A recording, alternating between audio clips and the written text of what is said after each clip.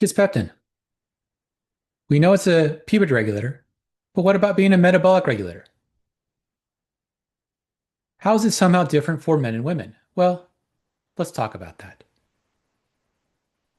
Warning: the following presentation contains information that might contradict what you have previously heard, or believed to be true, about how the human body works, and contains material that is not suitable for closed-minded individuals. Enjoy! So when we start looking at kisspeptin, one of the things we have to remember is that kisspeptin is what's referred to as a hypothalamic neuropeptide. That is a neurotransmitter that is found within the hypothalamus, going from one hypothalamic neuron to another hypothalamic neuron. But it's also a protein hormone or a peptide hormone that is found outside of the hypothalamus. Within its functions at the hypothalamus, it's going to have secondary players in terms of what it does based off of its interactions within the hypothalamic nuclei, which means it's going to have multiple effects. We do see it being a puberty regulator in terms of the initiation and termination of puberty. We do see it being part of the hormones that are regulating our normal reproductive functions. But it's also going to have impacts on other areas of our metabolism based off of its impact on other hypothalamic nuclei based off its signaling that's going to take place. Now, it's predominantly going to be interacting with neurons in the hypothalamus that are going to be associated with the production of a hormone known as GnRH, gonadotropin releasing hormone. But that's not the only hormone it's going to be interacting with. What we do see is we see an interaction of kisspeptin in terms of its pulsatile release, triggering pulsatile releases of GnRH, which is going to trigger responses of LH and FSH coming away from the anterior pituitary gland, which is going to have secondary effects on the gonads, the testes for the males, and the ovaries for the females, as it relates to its positive and negative feedbacks within the normal reproductive functions. Now, there's other neurons that are going to come into play. There's other signals that are going to come into play that are going to have a regulatory effect on kisspeptin, as well as a regulatory effect on GnRH. But what we do see is we do see kisspeptin in particular noted with female reproductive functions and the necessity for kisspeptin as relates to regulation and development occurring during puberty, particularly the initiation of pubertal development and the spiking that we see of LH within the cyclic circadian rhythms of female reproductive functions. Now, some of these signals are going to come into play that's going to have secondary impacts as relates to hormones that we know that have an impact on LH and FSH production, in particular leptin, adiponectin, to name a few. Because of that, we're going to start seeing this impact of kisspeptin outside of just the hypothalamus. So we do see kisspeptin as a regulator for reproductive functions. We do see kisspeptin as a regulator for puberty development. One of the things that we note within the research is that kisspeptin in circulation, kisspeptin outside of the hypothalamus, acts to inhibit or to slow down the rate of pupil development, particularly for individuals going into puberty, as opposed to individuals coming out of puberty. The other thing that we see is we see kisspeptin sensitivity being higher later in puberty as we're exiting puberty rather than early in puberty, with the exception being for the females in puberty where we start seeing indications for needing kisspeptin in order to trigger the cyclic regulation of hypothalamic and pituitary secretions of LH and FSH necessary for ovulation to take place. One of the things that we do see is we do see indication that kisspeptin will have on the spike rates of LH more than the spike rates of FSH, which means that for males, this is going to have an impact not on the production of sperm, but on the production of testosterone. For females, this means that kisspeptin has a higher regulation not on estrogen production, but on ovulation taking place.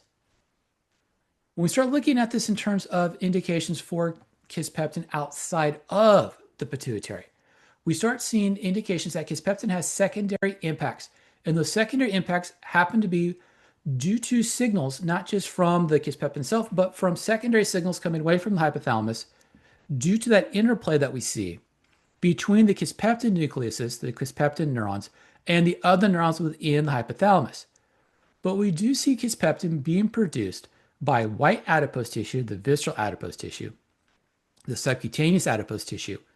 We also see it coming away from the liver as well as from the pancreas, all related to normal metabolic functions, normal biochemical functions, and thermal regulation. Now, during pregnancy, the placenta is also going to be producing kisspeptin. The production of kisspeptin from the placenta may have an impact on metabolic functions, in particular glucose homeostasis and the onset of gestational diabetes, but is more involved with the regulation of reproductive functions and the maintenance of reproductive hormones at levels necessary to maintain the endometrium and allow for gestation to take place. If we start looking at our rodent models and we start looking at our cell models, what we start noticing is that when kisspeptin is inhibited, such as with a knockout mouse, we start seeing an increase in total fat mass and a reduction in the beiging adipose tissue or the brown adipose tissue in terms of its gene expression. That becomes important because those are the adipose tissues that are associated with thermogenesis and high amounts of fatty acid oxidation.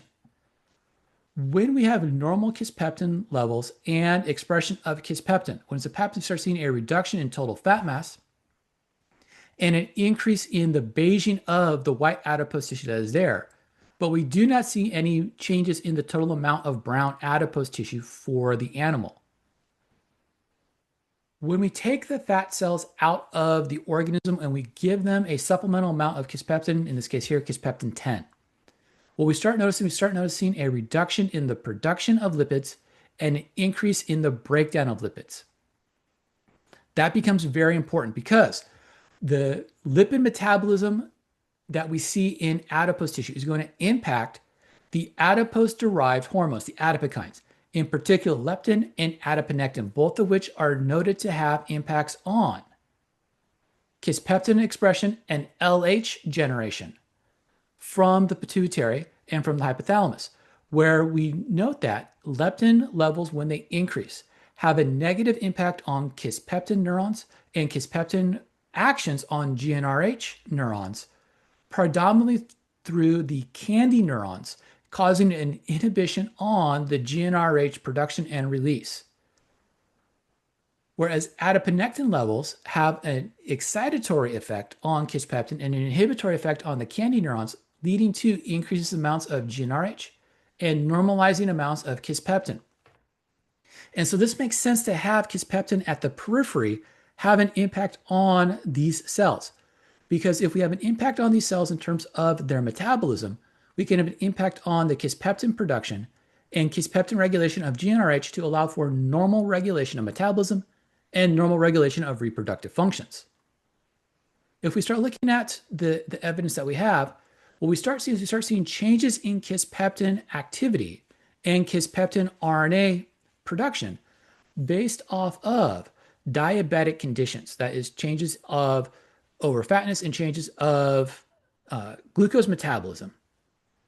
Well, we start seeing changes in secondary signaling as well as changes of kisspeptin itself in terms of its expression and in terms of its production.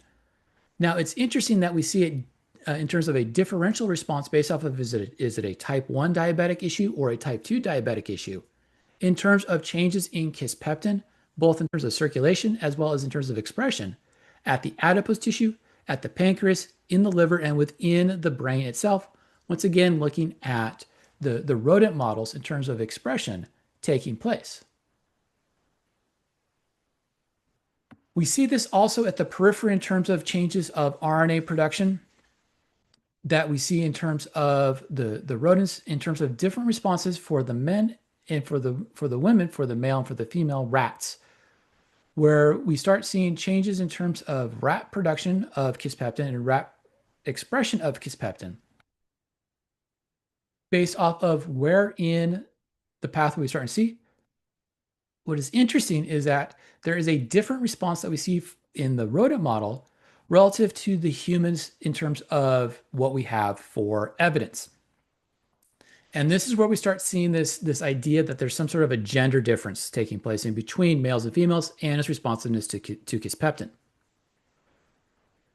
where there doesn't seem to be a difference in terms of liver activity or in terms of pancreas activity. The difference seems to be in terms of adipose responses and gonad responses, where there tends to be a change in kisspeptin representation in ornamental and subcutaneous fat for women, which is important because the ornamental fat is necessary for estrogen production. Where we don't see a huge swing in terms of changes of kisspeptin causing changes of subcutaneous adipose tissue or ornamental fat. There is some changes that we see in terms of ovary functions with kisspeptin expression for women. However, we don't see any changes of either ornamental or subcutaneous fat expression of kisspeptin for men or testicle expression of kisspeptin in men.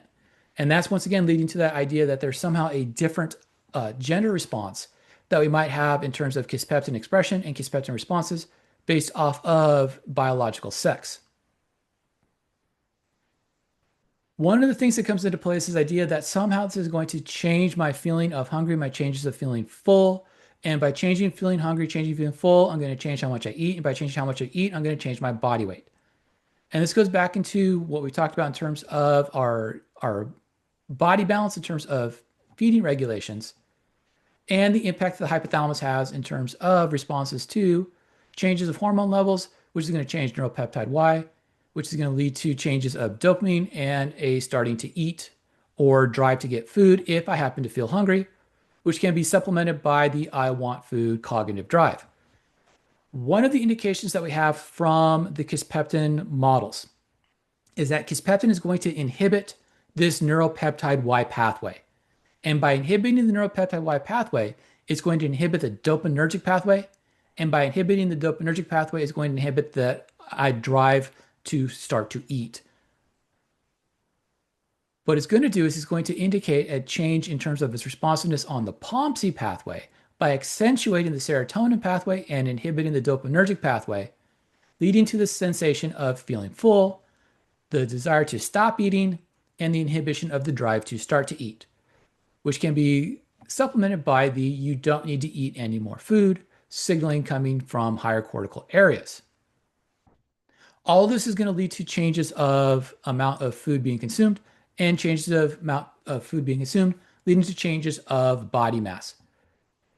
Now, we have to take this with a caveat, is that most of the evidence we have is coming from cell studies and coming from animal models. We do not have a whole bunch of information coming away in terms of human studies that's going to allow us to stipulate that kisspeptin itself is going to lead to a modulation of total energy expenditure, a modulation in terms of how much food I'm going to eat, which is going to allow me to catabolize or break down body tissues, is going to allow me to have a reduction in body mass that's going to somehow lead to a modification and modulation of glucose sensitivity and changes of insulin secretions coming away from the pancreas, or leads to changes of peripheral fat mass.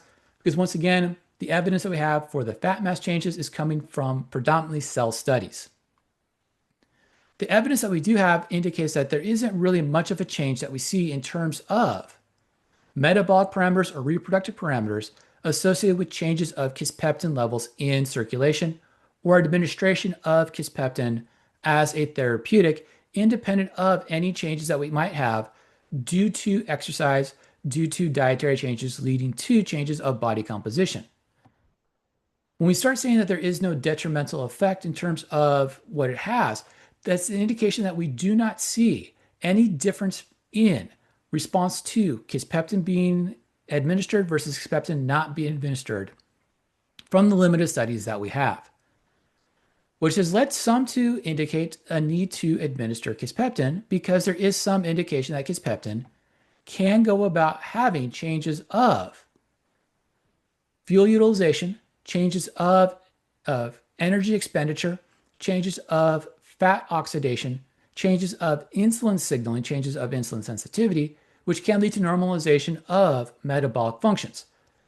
Most of the evidence that we have as relates to kisspeptin activity for humans is in the reproductive functions and the regulation of pubertal onset, the modulation of GnRH pulses, the modulations of the hypothalamic pituitary gonadal axis, the production of LH, the production of testosterone for males, the production of estrogen and progesterone for females, the ovulation that can occur for females, the regulation of spermatogenesis for males. However, the regulation of spermatogenesis for males tends to be more linked with changes of fuel utilization and changes of fatty acid oxidation than with kisspeptin in terms of activation here. What we do see is we do see modulations that can occur not just with kisspeptin, but with a secondary hormonal signal, neurokinin B. And what we do see is we do see modulations that can occur that can lead to use of kisspeptin as a therapeutic event, as a treatment for individuals that either have precocious puberty or have a delayed onset of puberty. There is some indication from some of the social media experts, some of the social media influencers, in particular, a few male doctors that like to give medical advice without wearing a shirt to show their physique, that using of kisspeptin can act as a testosterone booster that can somehow act as a way to improve the total amount of testosterone, to improve body composition, to improve free fat mass, to improve lean body mass. There is indication that we do have a positive effect on bone homeostasis. We do have a positive impact on some beiging of white adipose tissue. Once again, there is very limited evidence to support that kisspeptin by itself is going to have a body composition effect the way in which a lot of the media influencers are indicating. There is some evidence to indicate that it can have a positive impact on steroidogenesis, the making of steroids, in particular testosterone for males and estrogen for females, can act as a treatment option for PCOS issues, for overfat females, for hypogonadism, for overfat males, based off of the impact that excessive amounts of leptin in circulation have on reduction of GnRH and reduction of LH. Thanks for listening. Thanks for watching. Hopefully got a bit out of the conversation as it relates to kisspeptin and its role both as a reproductive regulator as well as a potential metabolic regulator. If you have questions, please make sure you're leaving for us in comments. We'd be more than happy to talk about them in future discussions. If you like what we're putting out there, please make sure you're giving us that big thumbs up. If you haven't subscribed, please make sure you're subscribed to follow us here on YouTube as well as on the podcast. Please make sure you're sharing out with all of your friends and family. Follow us here on YouTube as well as on the podcast, the written stuff in Substack, as well as the quick takes that we put to Instagram and to Threads.